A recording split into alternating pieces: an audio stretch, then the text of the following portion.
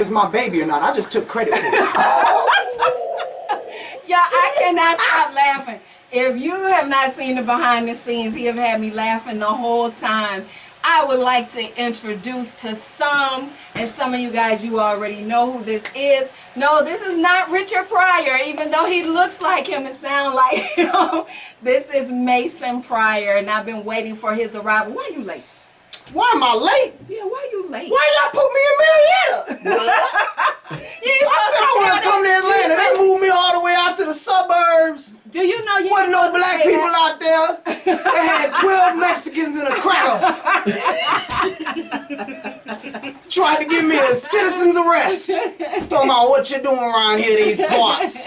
Boy turned Spanish on her. Come on, hey, come on. No hablo inglés. I don't know. I don't know. You don't know? I don't know. I don't cut grass. You know them Latinos is in. They did that Muslim ban. They was gonna build a wall on them Mexicans, but they can do a tunnel. It'll be alright. So we are here. We find out who my dad is. No, he might know some Muslims. I might get evicted from the country. Speaking of your dad, let's just get right into it.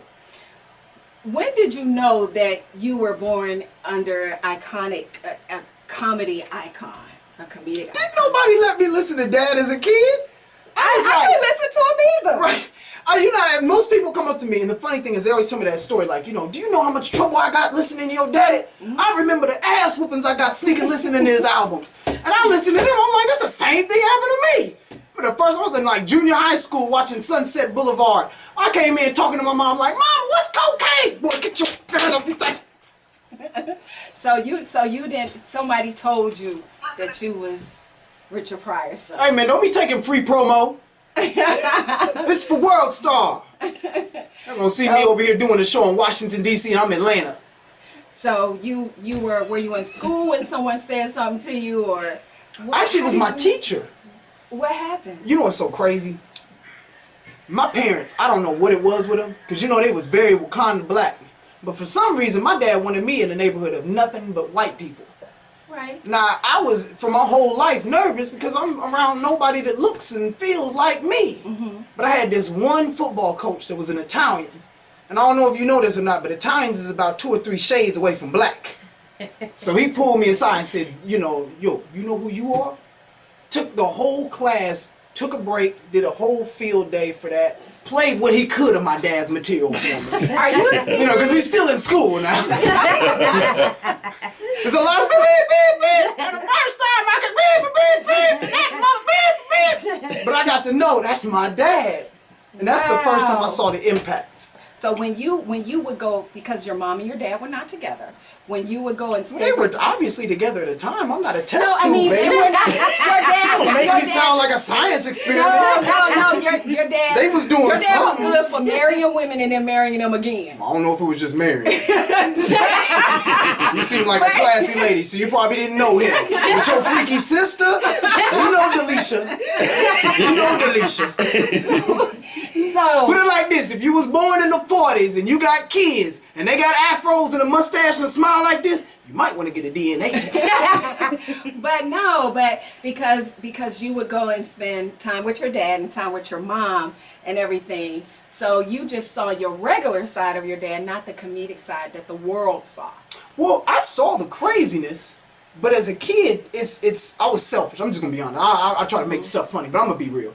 You walk in from Pickerington, Ohio, you got a decent house. You know, your dad gave child support, he took care of things. But when you walk in his house, marble floors, you see what I'm saying? Maids, butlers, drivers. You like, I don't care what this dude does. I think this nigga might be selling drugs. Whatever you say, Pop, just keep me around. So a lot of that drama, honestly, like you would see, you know, the issues between, you know, him and the women, that was their issue. Between the kids, they never brought that to us. We were fine. We weren't the cause of it. Maybe if there was less money to go around, it'd be a little more issue. But with Dad, you know, you come in the living room and complain about child support. He had tens of thousands of dollars lying around everywhere. Well, we're going to talk about all of that. However, if you don't mind, I noticed that your mom is here. Yes. Miss Mason, I'm calling you out. Mama. Can we bring her on? Yes. Mom, will you come on the show? Miss Mason has never, ever done an interview with anyone Round of applause, everybody. Ever. This is my mama. Yay. Give me a hug, we mama. are going to have Miss Mason come up. Mason is going to step out for a second. And Wow, I can't watch? No. I want to know the dirt. And then we're gonna talk to Miss Mason, and we're gonna get to some tea here, and then we're gonna let Mason close us out. How about that? Oh goodness. Well, welcome to the show. I know it's hot. It's hot. Hello. Okay, I'm beautiful. okay. I'm okay. Absolutely. Well, we do have some water for you. Okay. So I do have a question. Oh Lord. I don't have my cup today. Y'all know I usually have my cup. It really does have tea in it. So, for those of you that don't know and you've never seen her, and out of a lot of the women in Mr. Pryor's life that have spoken out, Miss Mason has never done an interview. This is her first. I love being the first. I'm her first, and we're gonna talk about why has it taken you so long to, why have you never done an interview?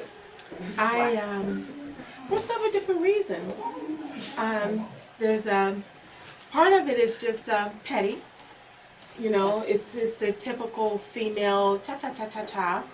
And to be honest with you, they had nothing to do with my life or my time with Richard.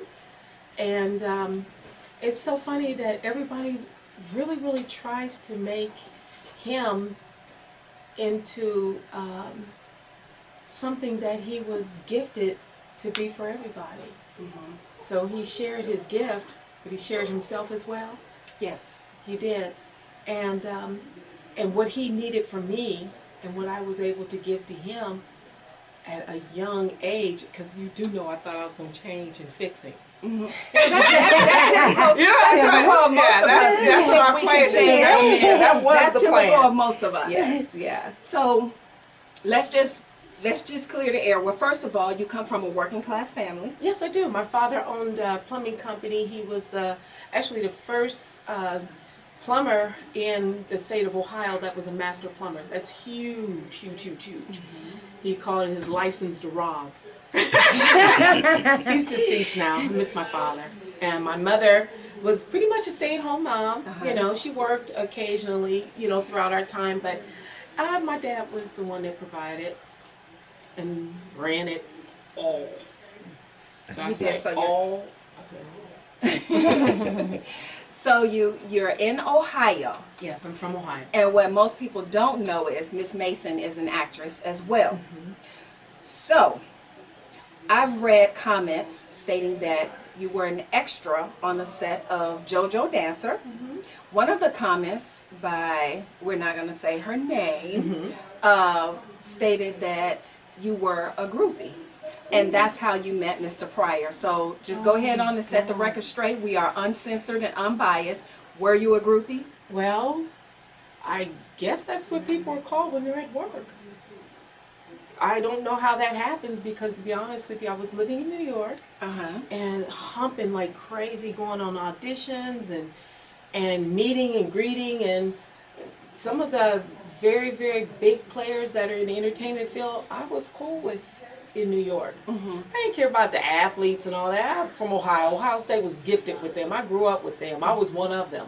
I was interested in acting and modeling and such. And I was fascinated by talent that was different. And I left. I wasn't tall enough for New York. They didn't like my look. I looked biracial at the time.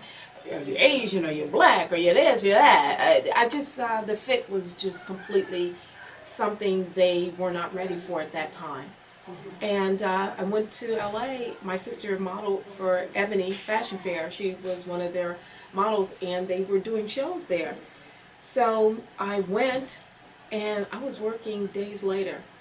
A man named Eddie Smith actually handled a lot of the films that people don't realize.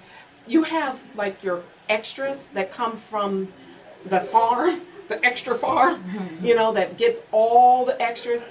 Eddie Smith was detailed. He chose people to do things. So I had a bit part. I had my own trailer.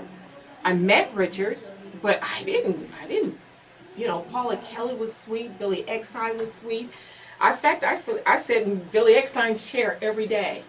They treated me like a princess on set. So you didn't know that Richard Pryor was the comedian he was. No. You met him. I'm from a different on set. era. I'm a different era.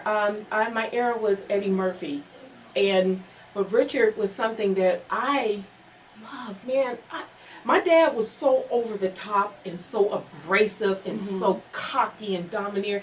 Richard was laid back, cool, calm, and quiet. Oh, that's how he got y'all. Girl, he is such a pimp, you just don't know. I'm thinking, whoa. And there was no It's cell always phones. the one in the corner. There's no cell phones in the 80s. You know, call home, what? There's no calling home. You know, I lived over 2,000 miles away from home. Richard looked out. You know, he took care of me. Right off the gate, he just took care of me. So And he saw you on expected set. nothing from me, nothing physically or nothing. And, you know, he had other things going on. I wasn't privy to that information. And the crazy thing that gets me about everything, guess what, everyone? I met him in 83. My son was born in 87. Do the math. So when I'm going home in Learjets, riding around in his cars, he offered me a coat at his house. But I was like, whose coat is that? I'm not wearing that fur coat. He was just a good dude. I'm making chicken and dumplings and baking pies. He got pissed because he was skinny. I was like, you don't care nothing about no apple pie. You know, homemade crusted old school stuff. You know, he woke up in the middle of the night like he always did because I was always there. And his pie was gone. He was hot. But, you know, that was, you know, our time, you know. And that's the side of Richard that we don't see. You guys saw the clip that was played before Miss Mason got on the show, and you saw one of the wives say that a groupie and, you know, say something about the other women. Do you all get along out of the children's mothers? Be honest, we're uncensored. I don't like everybody. I don't gonna lie. They're not my type of people. Okay. I don't like brazen women. I had a father. Some of these people, I don't even think they had men in their life at all, period. I'm sorry, I'm old school, call me what you want, I don't care. And I had a strong mother as well. I'm just not used to and we can get with you. You know, I come from, you know, I went out for Ohio State's basketball team. I wasn't no round and wear little weak girl. I mean, I still lift weights.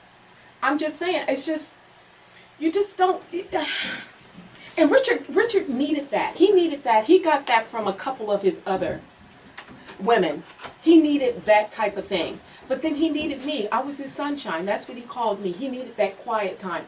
He got real introverted. There was a lot of things that was going on in his life. And I said, why don't you just go get an ice cream cone? What's wrong with you, dude? You know, lighten up. He thought I was funny. So you were the man that made the world laugh. You were the woman that made the man laugh. I did, but I'm sure other people made him giggle. Richard had a funny bone that was just ran through him.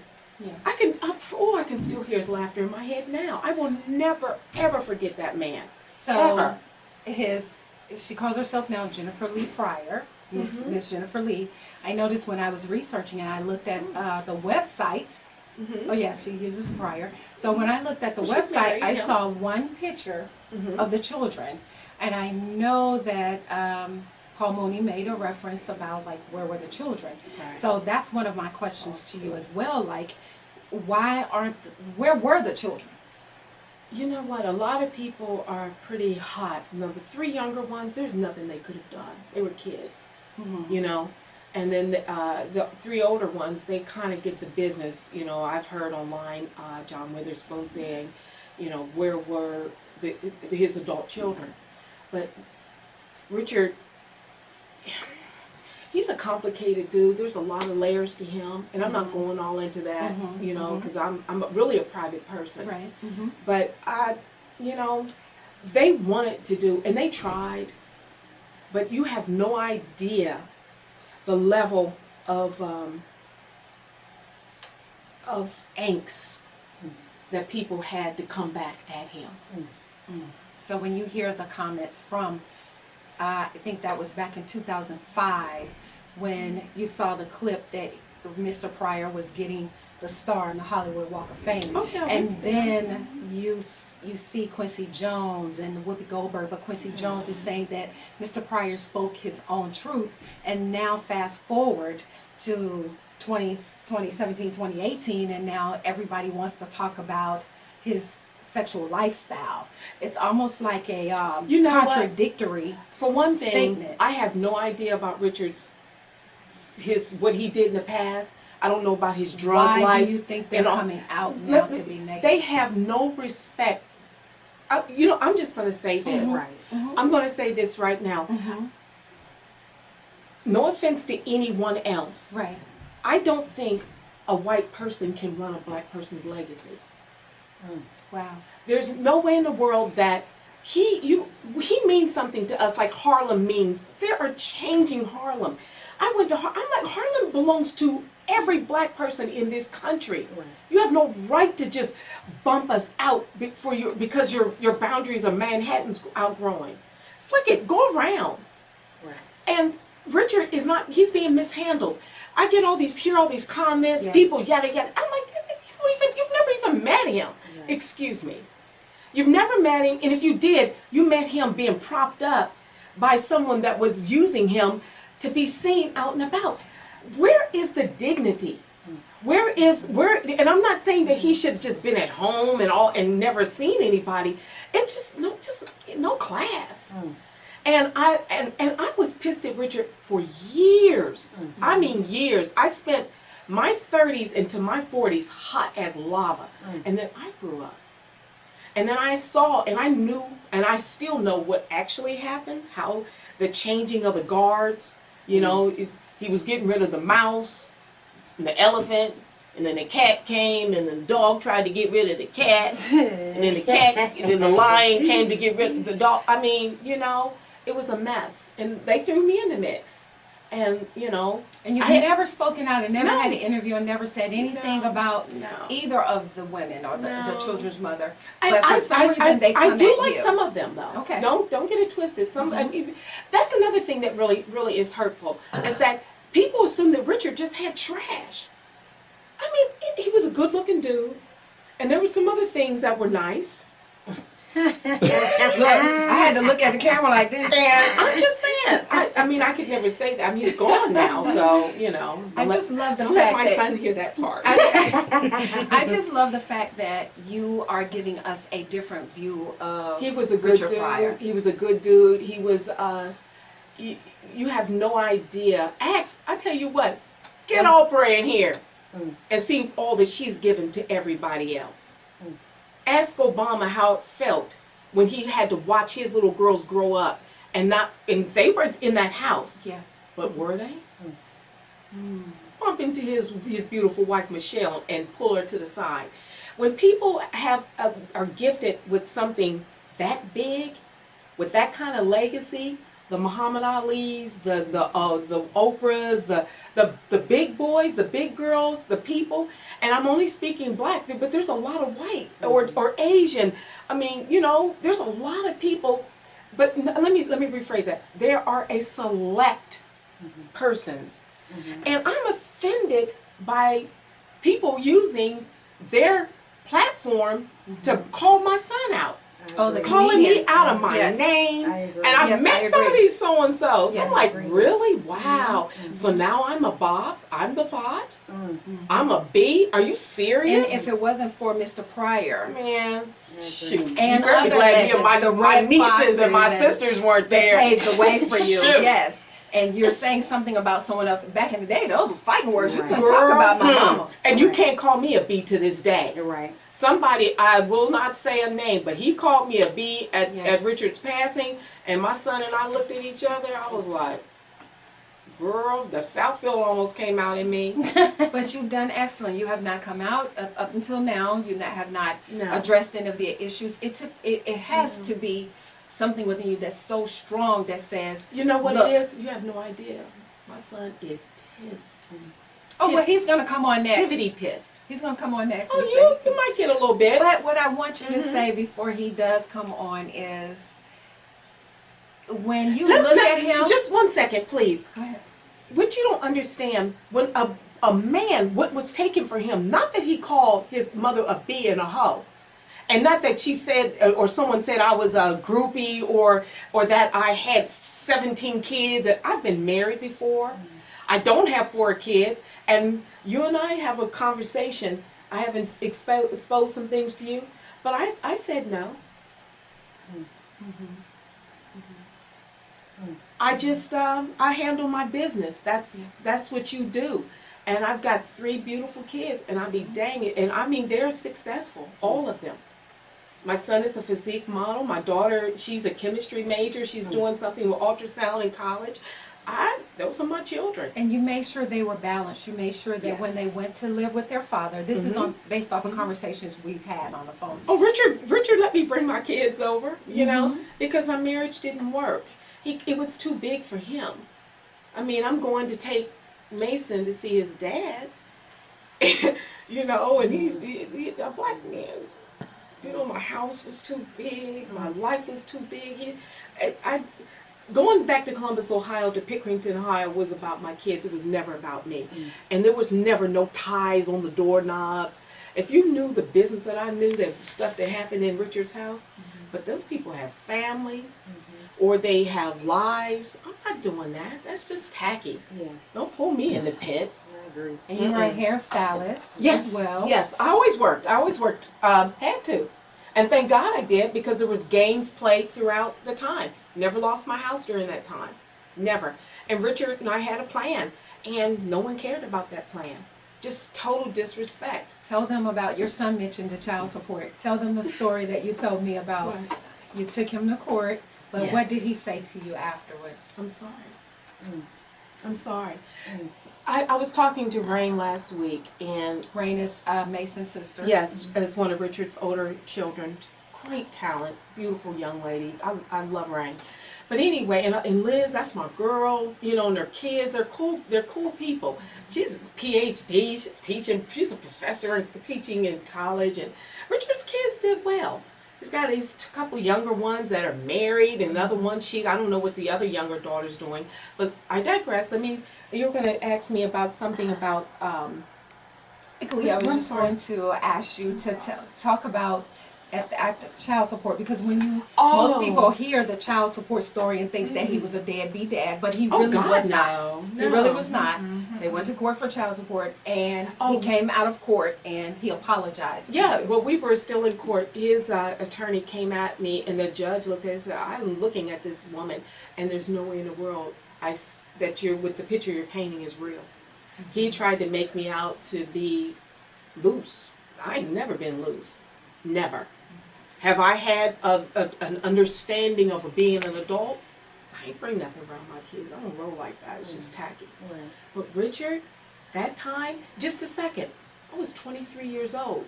You want to find somebody? Go back to college and see where if they know how Geraldine rolls. Right. Because they'd be like, wow, no, that didn't happen. And when you had Mason, Mr. Pryor was on set. He was working. Yeah. And he came home. Yeah, he and when came you to told visit. me that story, it was such a beautiful Came to story Ohio. of the person he was. Can you share that? He came and No, listen, Richard wasn't the Richard that everybody sees. I'm telling you, he's a good dude. He cared. He was gentle.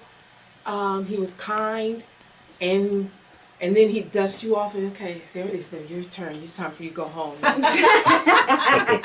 get another one. That's the sad thing about it. Everybody wants to act like they were just like, no, you got married. It took you a year to get a divorce. You were out back home. He called me the next week. I'm so sorry, I made a mistake. I mean, but by the time they tell that narrative, I'm like, really though? Right. Why don't you just tell the truth? All of you guys need to tell the truth. Richard was shared amongst people. And you all loved him. Talent. No, I'm talking. He belonged to the world. He belonged to you, you. But his intimate life, he was multifaceted, and I did not know his business. I did not know, but Keith, that's an old school player. Y'all don't understand. You know? And there was no networking and people posting, oh, I'm at the mall when Richard did this. No. There was none of that. You know, your business was private. And he just looked out. He was a good dude. But the thing is, a lot of people were in his ear. And when people get in your ear and you're solo and out, you'd just be surprised. You would be surprised the negativity. That's the reason why I got that I'm sorry. Because he knew better. He knows better. He knew that I wasn't that person. And, you know, making no more blackberry pies after that. That's okay. That's okay. right. I don't know too many groupies that's making blackberry pie. And chicken and dumplings. Telling me how to cook it. You know, I'm making his fried potatoes for breakfast, right? I don't like them cooked in long way. I want them round. Okay, all right, no problem. So before we call Mason back in here, Yes. when you look at your son and you see What about being upstairs and hearing that voice? that's He what I want to sounds so much tell like me about him. those. You know what is so crazy? People jump up, and he was so intense on that whole week in New York. Yeah. And there were some cool people there. That production team was cold. They were tight. I'm not dogging nobody, but it was rough. They flipped his script, you know, do this joke, don't do this. You can't jerk a comedian around like that. And especially on a giant platform like that, and he was young. You know, it was a lot. So you guys heard that. It was a lot. It was a lot. It was a lot. You guys wonder if he was Don't free cuss, to be cuss. himself. No, But no. he Pre-write. wasn't free to be himself, No. so you prejudged him But based no, off and- of what you saw in the media And of then- him being booed. He's out and people are asking personal questions about, well, what about your mom and your dad? He's looking at me, and I had to yell from across the room because I'm like, if you need to ask something about me, my personal life, then you should ask me. I'm so sick of people speaking for me. And it's hurtful when family do it too, because I don't know why they thought that was funny. Wow. You're severing our relationship being a butt. It's not worth it. Wow. But yes, I have all kinds of other stuff, but I'm not telling you guys. But tell me, you said that voice. What do you think when you God. hear his voice from downstairs, or he gives you that look that You know reminds him of his dad? Man, the best voice is that, I know, but the best voice is because Richard would send you home, you don't need to be in LA, then you'd go back. I was back and forth all the time. He had this low, quiet voice. I like quiet dudes, I do. I like smart, quiet dudes. And you see that in Mason? No. I asked you, what do you see in Mason? He is What loud. does he look like? He is a trip. You know what the doctor told me? Because they tried to put him on It's rhythm. gotta be that one They thing told that me you just he- say like, damn, this is Richard. Girl, no. He's wild. Richard knew him. My dad knew him. They said every once in a while a wild one comes along. He is wild. He always was. You know what hurt me though with him? His heart. His innocence. They just, in Pickerington, he just never felt like he could fit in and be himself. And that's an angst that he's going through now. He not being able to just be loved for you. And it's not just that he's his father's son and looks like, that's God that did that. Yes. But I think it's quite funny when people won't, then I say, okay. You ain't got nothing to do with that. I agree. Well, we're gonna bring Mason in here. And it's a pleasure. I'm so glad. I'm glad to meet you. Absolutely. Well, thanks for having me. Oh, thanks for being on. Yeah. Okay, get on out here, groupie. All right. I'm just joking. Groupie though, groupie. And all I was doing is working. Yeah. And my like dad you spent said- my checks, all of them. I sent them home to Ohio and he spent them. Richard took care of me. But like she said, keep in mind, you can't always believe what you read. She No. met Richard Pryor in 1983. Mason was born in 87. Yeah. So they had a history. He wove me and another young lady together. But I was never his loud one. I was his sunshine. I'll always be his sunshine. Yeah. God bless you guys. Thanks for having me. Thank you. Boy, get out my way.